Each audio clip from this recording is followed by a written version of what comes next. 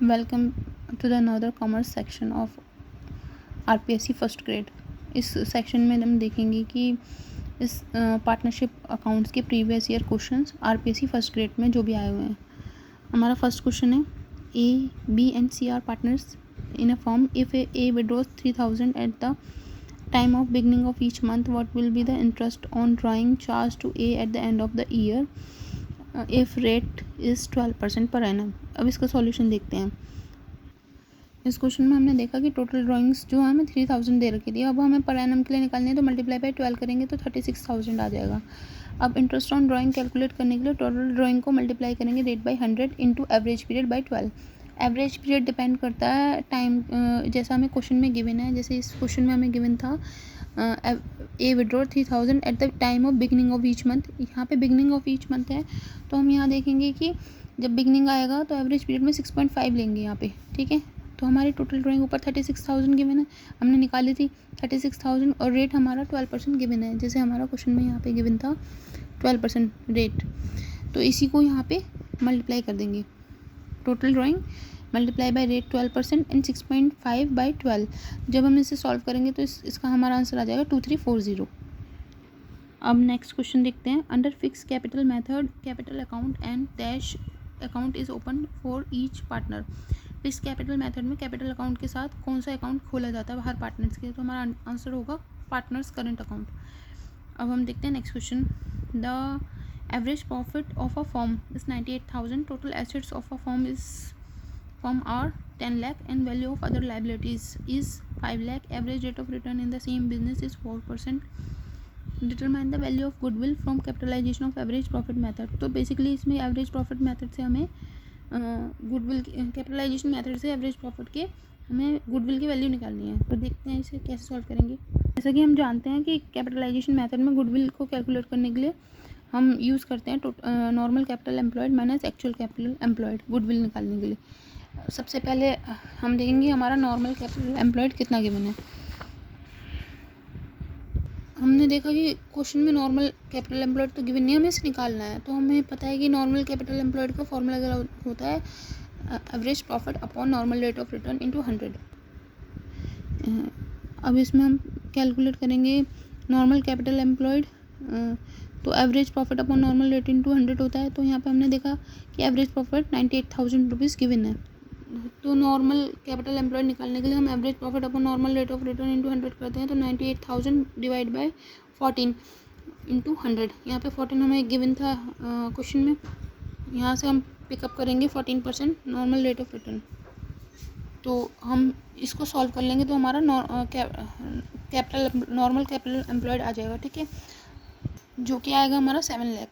तो हम goodwill calculate करने के लिए normal capital employed minus actual capital employed. Actual capital employed का फॉर्मूला होता है total assets minus external liabilities, जो कि इस क्वेश्चन में हमें दे रखे हैं 10 lakh total assets minus external liabilities 5 lakh की हैं। तो हमारे पास रिमेनिंग अमाउंट बचेगा 5 lakh rupees. Actual capital employed हमने यहीं पे कैलकुलेट करके निकाल ली। नॉर्मल कैपिटल एम्प्लॉयड हमने पहले कैलकुलेट की थी यहाँ से, तो जो कि हमारी 7 लाख आई थी। तो इसमें 7 लाख में से एक्चुअल कैपिटल एम्प्लॉयड जो 5 लाख आई है उसे माइनस करेंगे तो 2 लाख हमारा आंसर आ जाएगा। यहाँ पे जो ये एल है ये इंडिकेट करता है लैक्स को, ओके। अब हम देखते हैं अपना नेक्स्ट क्वेश्चन। हमारे फोर्थ क्वेश्चन में क्या दे रखा है। A and B are partners in a firm, their capital are 10,000 and 20,000। Undistributed reserve 10,000। They admitted C for 1/4 share. C brought 20,000 as his capital. Find the value of the firm goodwill. Firm की goodwill की वैल्यू निकालनी है इसमें हमने। तो हमें यहाँ गुडविल गिवन तो है ही नहीं, तो हिडन गुडविल है। तो हिडन गुडविल का फॉर्मूला क्या होता है, you can see the solution here. Hidden goodwill यहाँ पे है टोटल फर्म की नई कैपिटल में से माइनस कर देंगे एडजस्टेड पार्टनर्स की एडजस्टेड कैपिटल को। हमारी टोटल फर्म की न्यू कैपिटल जो थी वो निकालने के लिए हम क्या करेंगे, फर्म की न्यू कैपिटल क्या होगी हमारी। हमने देखा कि सी एडमिट हुआ है 1/4 शेयर के लिए और वो 20,000 रुपीज़ कैपिटल की लेके आया है। तो हमने देखा सी 1/4 शेयर के लिए 20,000 रुपीज़ लाया कैपिटल के, तो 1 शेयर के लिए क्या होगा, 4 की इधर मल्टीप्लाई हो जाएगी 80,000 आ जाएगा। तो यानी ये पूरा शेयर के लिए 80,000 रुपीज़ कैपिटल, यानी फर्म की टोटल कैपिटल हो गई 80,000 रुपीज़। हमारी जो न्यू कैपिटल आई वो 80,000 आ गई, उसमें से हम माइनस करेंगे हमारी जो पहले की पुरानी कैपिटल थी, ऑल पार्टनर्स की एडजस्टेड कैपिटल, वो निकालने के लिए क्या करेंगे, सारे पार्टनर्स का जो भी हमारे पास कैपिटल गिवन है उसे प्लस करेंगे और प्लस जो अनडिस्ट्रीब्यूटेड प्रॉफिट दे रखा है वो प्लस करेंगे। That is 10,000 plus 20,000 plus undistributed profit of 10,000 plus 20,000 equals to 60,000। तो 80,000 जो हमने देखा था कि 1/4 से हमारी निकली है नई कैपिटल हमारी फर्म की माइनस एडजस्टेड पार्टनर्स की कैपिटल इक्वल्स टू 20,000 रुपीज़, ये हमारा आंसर आ जाएगा। Moving on the next question, question number 5 is X and Y are partners in a firm with capital of 48,000 and 31,000 respectively. They admitted Z as a partner with 1/4 share. यहाँ पे misprint हो गया, यहाँ पे 1/4 share के लिए वो admit हुआ है, आप देख सकते हैं। Share of profit Z brings 30,000 as his capital. Z shares of goodwill will be. तो यहाँ पे हमसे पूछा Z की शेयर क्या होगा गुडविल के लिए। हमने देखा कि 1/4 शेयर के लिए जेड एडमिट हुआ है और 30,000 रुपीज़ लेके आया है। 1/4 के लिए 30,000 लाया तो 1 के लिए कितना होगा, 1,20,000। 4 उधर मल्टीप्लाई में चला जाएगा, 30,000 इंटू 4, क्योंकि जहाँ यहाँ पे कोई चीज़ डिवाइड में तो उधर मल्टीप्लाई में हो जाती है। 1,20,000 टोटल कैपिटल आ गई हमारी फर्म की। तो अब इसमें से हम जेड का शेयर निकालने के लिए क्या करेंगे, जो 1,20,000 पूरी कैपिटल है उसमें से पार्टनर्स की बाकी कैपिटल जो है लेस करेंगे। जैसे यहाँ पे हमें दे रखी है 48,000 एक्स की और 31,000 वाई की एंड 30,000 जेड की, ठीक है, क्योंकि हमें जेड की गुडविल निकालनी है। तो यहाँ पे टोटल कैपिटल जो है फर्म की उसमें से टोटल कैपिटल जितने पार्टनर्स लेके आए हैं कैपिटल उसको माइनस करेंगे। तो जो हम माइनस करेंगे तो ये यहाँ पे निकल के आएगी 11,000 रुपीज़। जेड का शेयर गुडविल का निकालेंगे, वो 1/4 के लिए एडमिट हुआ है तो मल्टीप्लाई करेंगे 1/4 की, तो ये आ जाएगा आंसर 2750। बेसिकली हमने करा क्या है, पहले तो हमने टोटल कैपिटल निकाल ली फर्म की। 1/4 शेयर 30,000 से एडमिट हुआ जेड और 1 से आ गया हमारा 1,20,000, ये आ गया टोटल कैपिटल। टोटल कैपिटल में से पुरानी जो कैपिटल्स हैं सारी वो माइनस करेंगे, तो जो रिमेनिंग शेयर आएगा वो जेड का आ जाएगा। जेड का शेयर आया यहाँ पे कैपिटल का, तो यहाँ पे हमें गुडविल का शेयर निकालना है। तो हम जितने पार्ट के लिए वो एंटर किया है उसको 1/4 के लिए एंटर किया है उससे मल्टीप्लाई करेंगे। 11,000 multiply by 1/4 that is 2750 is our answer. अब हम देखते हैं अपना next question, that is question number 6। यहाँ पे हमें गिवन है average profit 17,34,000 and total assets 1,35 lakh और outside liabilities 83 lakh, normal rate of return 12%। तो हमसे पूछा गया है the value of goodwill under capitalisation of super profit method will be. देखते हैं अब इसे कैसे सॉल्व करते हैं। देखिए अब इसे हम सॉल्व करेंगे। यहाँ पे हमें दे रखा है normal rate of return 12%। Normal profit निकालेंगे पहले। इससे नॉर्मल प्रॉफिट निकालने के लिए हमारे पास क्या होता है, कैपिटल फॉर्मूला होता है। यहाँ पे हम देख सकते हैं नॉर्मल प्रॉफिट का फॉर्मूला होता है हमारे पास capital employed into normal rate of return. यहाँ पे हम लिख देंगे इनटू में नॉर्मल रेट ऑफ रिटर्न, ठीक है। तो यहाँ पे हमारी दे रखी है कैपिटल एम्प्लॉयड हमारे 52 लाख है इंटू 12%, ये आ जाएगा 6,24,000। बट कैपिटल एम्प्लॉयड हमें गिवन नहीं थी, हमने कैलकुलेट करी है। कैपिटल एम्प्लॉयड कैलकुलेट करने के लिए हम क्या करेंगे, total assets minus outside liabilities. Total assets हमें गिवन है 1,35,000 की, हम देख सकते हैं क्वेश्चन में। ये हमारी हैं टोटल एसेट्स 1,35 लाख की और हमारी आउटसाइड लाइबिलिटीज़ हैं 83 लाख की। अगर हम इसमें से इसे माइनस कर देंगे तो what will we get 52 lakh rupees, ठीक है। अब हम कैलकुलेट करेंगे super profit, that is average profit minus normal profit. हमने ऊपर नॉर्मल प्रॉफिट कैलकुलेट किया था 6,24,000। अब एवरेज प्रॉफिट जो हमें क्वेश्चन में गिवन है 17,34,000, तो 17,34,000 को यहाँ पे पुट कर दिया minus 6,24,000 which we calculated above, तो हमारे पास आंसर आएगा 11,10,000 रुपीज़। तो गुडविल कैलकुलेट करेंगे। अब गुडविल का फॉर्मूला होता है super profit upon normal rate of return into 100। तो यहाँ से जो हमने सुपर प्रॉफिट कैलकुलेट किया 11,10,000 का, इसको पुट करेंगे यहाँ पे 11,10,000 upon normal rate of return that is 12% which is given in our question, multiply by 100, then we get the answer 92,50,000। ये हमारा आंसर हो जाएगा। You could see here this one is our answer 92,50,000 rupees. Moving on the next question, यहाँ हम देख सकते हैं जैसे आरपीएससी स्कूल लेक्चरर में 2024 में आया हुआ है, तो ये सभी एग्ज़ाम्स के लिए यूज़फुल है, जो भी पीजीडी के एग्ज़ाम्स हैं, ठीक। सेक्रीफाइसिंग रेशो हम देख सकते हैं क्या होता है, all profit sharing ratio minus new profit sharing ratio. आप इसको इस तरह से भी आज कर सकते हैं, शॉर्ट ट्रिक बताती हूँ मैं आपको। SON सन से कैसे, sacrificing ratio equals to old minus new, इस तरह से आप इसको अरेंज करके लर्न कर सकते हैं, ठीक है। Whatever we have to find you can arrange it accordingly, ठीक है। Move on to the next question.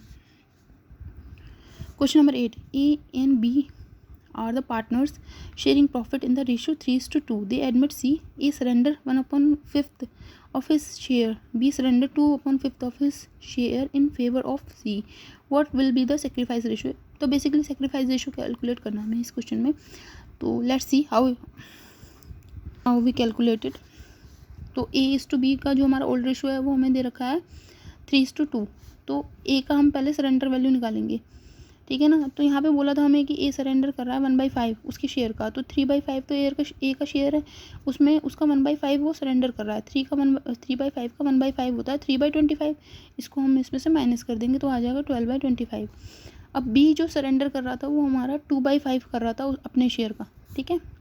तो बी का शेयर कितना हम देख सकते हैं यहाँ पे 2/5, 3:2 के अकॉर्डिंग 2 प्लस इन दोनों को टोटल करेंगे तो 5 आएगा। 2/5 हो गया बी का शेयर। बी के शेयर का जो सरेंडर वैल्यू है उसमें बताया उसने 2/5 किया, तो यहाँ पे 4/25 आ जाएगी सरेंडर वैल्यू इन दोनों को मल्टीप्लाई करके। तो यहाँ पे हमें यहाँ आएगा, जब हम इसमें से इसे माइनस करेंगे तो ये आएगा 6/25। सी का शेयर, सी क्या है, ये जो है ए और बी से जो सरेंडर वैल्यू है इन दोनों का एडिशन करेंगे तो हमारा सी का शेयर आएगा। तो सी का शेयर हमने देखा कि इन दोनों का जो सेक्रीफाइसिंग है उसको हम ऐड कर देंगे 3/25 प्लस 4/25, इन दोनों को प्लस करेंगे तो सी का शेयर आ जाएगा 7/25। अब इन तीनों का एलसीएम लेने की हमें ज़रूरत नहीं पड़ेगी क्योंकि डिनोमिनेटर तो सेम हो गया, तो हमारा आंसर यहाँ पे न्यू रेशियो जो निकला 12:6:7 निकल गया। तो हमें निकालना क्या है सेक्रीफाइसिंग रेशियो। सेक्रीफाइसिंग रेशियो का फॉर्मूला होता है ओल्ड माइनस न्यू रेशियो। तो ए का सेक्रीफाइसिंग रेशियो होगा 3/5 माइनस 12/25।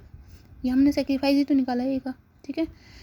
तो ये आएगा 3/25। अब बी का आएगा 2/5 माइनस 6/25, जो ये हमने कैलकुलेट किया है, ठीक है। तो यहाँ से हमें आ जाएगा इनका सेक्रीफाइसिंग रेशियो 3/25 और यहाँ पे आ जाएगा 4/25। जब इन दोनों को हम लिखेंगे तो फाइनल लिखेंगे, ओनली न्यूमरेटर कंसिडर करते हुए 3:4, ठीक है। तो ये हमारा आंसर हो जाएगा। Moving on the next question, 9th question is x and y are partner sharing profit in the ratio 2:3। 2:3 है ये, यहाँ थोड़ा मिसप्रिंट है, ऊपर वाला आप देख सकते हैं, ठीक है।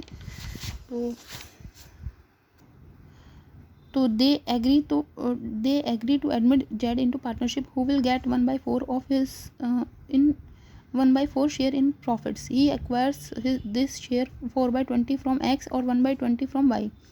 जेड 1/4 के लिए एंटर कर रहा है और उसको एक्स से 4/20 मिल रहा है और वाई से 1/20 मिल रहा है। न्यू प्रॉफिट शेयरिंग रेशियो निकालना है पार्टनर्स का, क्या होगा। हमने यहाँ पे देखा एक्स और वाई का रेशियो था हमारा 2:3, जेड का था 1/4। एक्स का रेशियो हमारा हो गया 2/5, ऐसे वाई का हो गया 3/5। इसमें से हम इसमें से माइनस करेंगे हम 4/20 और 1/20। ये क्वेश्चन में हमें बताया था कि इतना इतना सेक्रीफाइस कर रहे हैं दोनों, तो यहाँ पे आ जाएगा 4/20 11/20। और जेड का न्यू शेयर क्या हो जाएगा, इन दोनों को प्लस करके 4/20 प्लस 1/20 इक्वल्स टू 5/20। जो इन दोनों का सेक्रीफाइस है वही जेड का गेनिंग, मतलब वही जेड का रेशियो होगा, मतलब 5/20। अब इन तीनों का डिनोमिनेटर तो सेम है, तो हमारा फाइनल न्यू रेशियो जो आ जाएगा 4:11:5, 4:11:5, ये हमारा आंसर होगा। Moving on to the next question, question number 10। A and B are partners sharing profit in the ratio 5:3. They admit C in partnership for 3/10 share in profit. The new ratio after C's admission will be. तो यहाँ हम देख सकते हैं school lecturer की भर्ती में 2011 में आया हुआ है ये क्वेश्चन। तो अब इसका सॉल्यूशन देखते हैं। तो सॉल्यूशन इज़ A/B 5:3 के लिए 5:3 में प्रॉफिट शेयर करते हैं, ये गिवन है क्वेश्चन में हमें। और C एंटर हुआ है 3/10 शेयर के लिए, ये भी गिवन है। तो हम यहाँ पे एज्यूम करेंगे उसका टोटल शेयर 1 है। Let total share 1, remaining A और B का शेयर कितना होगा, तो उसके लिए हम क्या करेंगे, रिमेनिंग शेयर निकालने के लिए हम 1 में से माइनस कर देंगे C का शेयर, ये आ जाएगा 7/10, यानी ये A और B दोनों का हो गया ना, ठीक।